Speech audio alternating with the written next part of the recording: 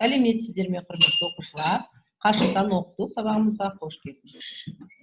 Бүгінгі сабағымыз 9-шы сыныптың адам қоғам пәнінен 493 сабағы. Сабақтың тақырыбы біз тұтынушы ретінде өз құқығымызды білеміз бе? Бүгінгі сабағымызда негізгі оқу мақсаты тұтынушылардың құқықтарын қорғау жолдарын ұсыну. Осыған орай біз бүгінгі сабағымызда тұтынушылардың құқықтарын қорғау жолдарын үйренеміз. Бүгінгі сабағымызды бастамас бұрын жалпы сіздерге мындай сұрақ қойғым келеді. Тұтынушы деген кім? Тұтынушы деген жеке өз басы үшін қолдануға арналған товарды сатып алушы. Яғни қарапайым тілмен айтқан кезде кез келген адам тұтынушы. Сіз мысалы өзіңізге керек затты сатып алатын болсаңыз, сіз тұтынушысыз. Енді сіздердің ойыңызша қай жағы әлсіз және қорғалмаған? Қазіргі кезде сатушы ма және тұтынушы ма? Осы жағына бүгін сабағымызда жауап береміз. Сіздерге тұтынушы құқығын қорғау туралы заңға тоқталмай тұрып, жалпы осы тұтынушы құқығын қорғау туралы заң қашан қабылданған, қай елдерде деген сұрақтарға жауап бергім келеді. Бұл сұраққа жауап бермес бұрын консюмеризм деген термин сөзбен таныстырғым келеді. Бұл жалпы жаңағы тұтынушы құқығын қорғау туралы қозғалыс болған. 1962 жылы Америкада Джон Кеннеди өзінің осы тұтынушы құқығын қорғау туралы идеясын ұсынған болатын. Осыған орай әрбір қалыптасқан мемлекет өзінің заңын қалыптастырған кезде, саясатын қалыптастырған кезде міндетті түрде тұтынушы құқығын қорғау туралы заң қабылдауға тиіс. Бұл біздің құқықтық мемлекет ретінде Қазақстан мемлекеті де тұтынушы құқығын қорғау туралы заң қабылдады. Ол 2010 жылы 4 мамырда қабылданған болатын.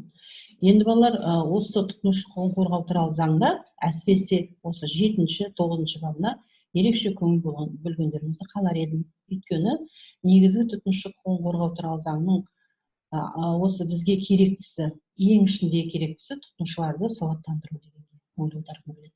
Өйткені әрбір Қазақстанның азаматы құқықтық жағынан өте сауатты болуға тиіс.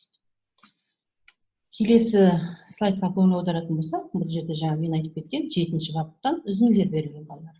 Енді бұнда біз нені білуіміз керек? Бұл жерде заңға толық тоқталмай-ақ, осы жердегі 4-ші, 5-ші, 6-ші, 7-ші бөлімдерге тоқталып кеткім келеді. Бұнда қауіпсіз товарды сатып алуға, товарды еркін таңдауға, товардың тиісті сапасына көңіл аударуға, және егер де ол товар дұрыс емес болатын болса, айырбастап алуға да болатындығы жайлы осы 7-ші бапта ерекше атап көрсетілген. Енді осы мен сіздерге айтып кеткен мәліметтерді айта отырып, сіздерге мынандай бір видеофильм ұсынғым келеді. Нарық тұтынушыға қарап құрылады. Сатушының пайдасы соның талғамына байланысты. Бірақ бұны барлық сатушылар түсіне бермейді. Сапасыз тауарды сату, айырбастаудан, не қайтарып алудан бас тарту, шынайы емес мәлімет беру, заңсыз талаптар.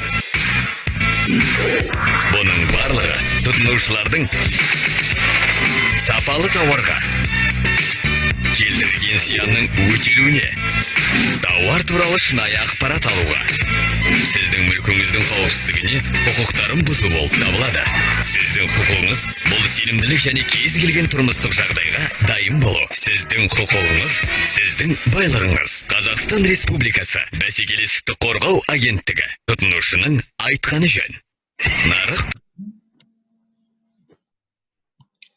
Енді сіздерге осы оқулықты қолдана отырып, көрсетілген видеоларды қолдана отырып, мынандай тапсырма бергім келеді.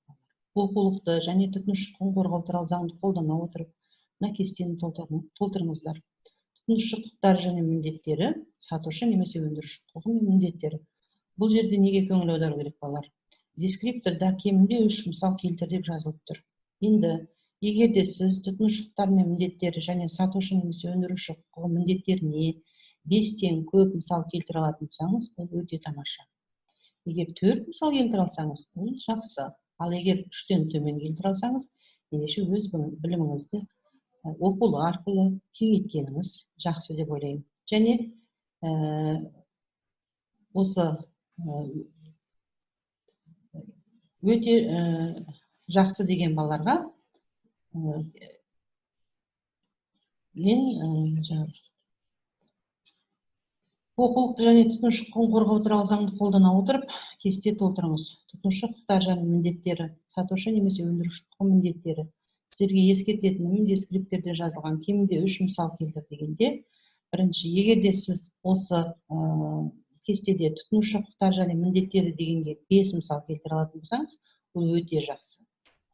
Ал егер де сіз 4 мысал келтірсеңіз, ол жақсы. Ал егер 3-тен төмен келтіретін болсаңыз, онда сіз өз біліміңізді оқулық арқылы және видео материалдар арқылы, интернет беттеріндегі берілген материалдар арқылы толықтырғаныңыз дұрыс деп есептеймін.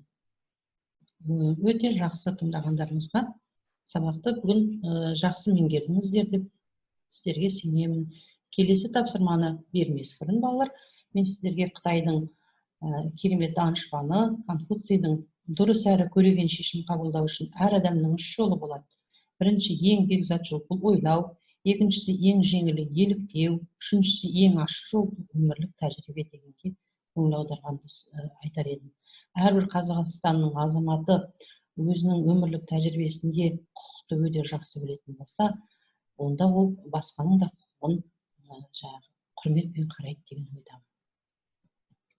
Келесі тапсырмаға көңіл аударатын болсақ, бұл жерде мынандай тапсырма берілген. Тұтынушы нарықтың патшасы ма, әлде құрбаны ма дейді. Я деген сұраққа жауап беретін болсаңыз, онда я, тұтынушы нарықтың патшасы, себебі деп себеп келтіресіз. Жоқ десеңіз, жоқ, тұтынушы нарықтың құрбаны, себебі деп өзіңіздің ойыңызды жазуды ұсынамын. Сіздер тапсырманы толық түсінді деп ойлаймын. Келесі, бүгінгі сабақта маған мағаны, бүгінгі сабақта маған түсініксіз болған тұсы, келесі сабақта білгім келеді деген кері байланысты берген кезде сіздер электронды почта арқылы, күнделік кезет арқылы, мессенджерлер арқылы, WhatsApp арқылы берулеріңізге болады. Мен кез келген уақытта сіздерден осы кері байланысты қабылдаймын және жақсы жасайды деп ойлаймын. Егер тапсырма тұтынушылар құқығын қорғау тақырыбын оқу, параграф 11, 62-63 беттер және параграф соңындағы ақыл кеңесті есте сақтау. Назарларыңызға көп рахмет, сау болыңыздар. Келесі қашықтан оқыту сабағымызға дейін сау болып тұрыңыздар.